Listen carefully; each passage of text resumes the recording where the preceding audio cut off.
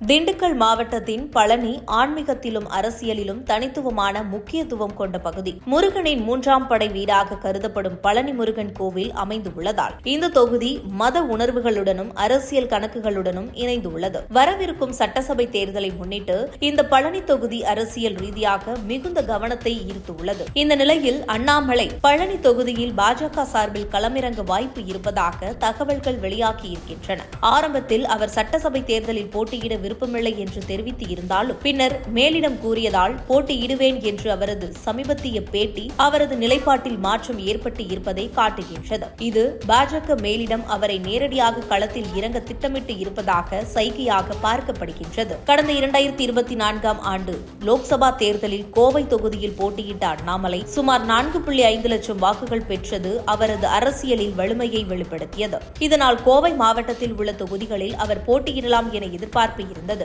ஆனால் அந்த பகுதியில் அதிமுகவின் ஆதிக்கம் அதிகமாக இருப்பதும் கூட்டணி கணக்கீடுகளும் காரணமாக கோவை பாஜகவிற்கு எளிதாக கிடைக்காத சூழல் உருவாகியுள்ளது. இதன் பின்னணியில் பாஜக தற்பொழுது கவனம் செலுத்தும் தொகுதிகளில் ஒன்றாக பழனி மாறியுள்ளது. தமிழகத்தில் முக்கிய கோவில்கள் உள்ள தொகுதிகளை குறிவைத்து பாஜக அரசியல் திட்டமிடுவது புதிதல்ல. அந்த வகையில் பழனி தொகுதி ஒரு முக்கிய இலக்காக பார்க்கப்படுகின்றது. இந்த தொகுதியை அதிமுக கூட்டணியில் பாஜகவிற்கு வழங்கும் வாய்ப்பு இருப்பதாகவும் கூறப்படுகின்றது. அண்ணாமலை அவர்கள் கொங்கு வேளாளர் கவுண்டர் சமூகத்தை சேர்ந்தவர். பழனி தொகுதியில் கவுண்டர், தேவர், பட்டியல் சமூகத்தினர், நாயக்கர், நாடார் மற்றும் சிறுபான்மையினரான முஸ்லிம், கிறிஸ்துவர்கள் ஆகியோர் கலந்து வாழ்கின்றனர். இந்த சமூக சமநிலையை கருத்தில் கொண்டு அண்ணாமலையை இங்கு நிறுத்துவது அரசியல் ரீதியாக பலனளிக்கும் என்றும் பாஜக கருதுகின்றது. மேலும் அண்ணாமலை கரூர் மாவட்டத்தை சேர்ந்தவர் என்பதும் முக்கிய அம்சமாகும். கரூர் மற்றும் திண்டுக்கல் அண்டை மாவட்டங்களாக இருப்பதுடன் பழனி தொகுதி தென் மாவட்டங்களுக்கு கொங்கு மண்டலத்திற்கும் இடையிலான ஒரு முக்கிய சந்திப்பு பகுதியாக